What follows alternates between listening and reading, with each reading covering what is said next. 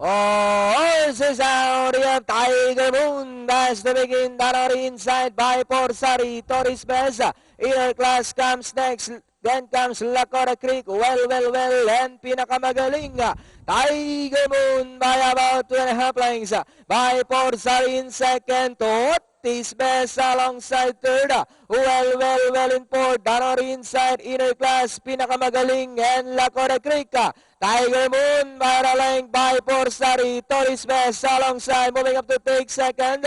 2 lengths away in fourth, well, inner class, pinakamagaling, and Lakota Creek. And it's still Tiger Moon by about 2.5 lengths. Torres Best still in second by Porsari, well, now coming closer in fourth. Inner class in fifth, pinakamagaling, and Lakota Creek.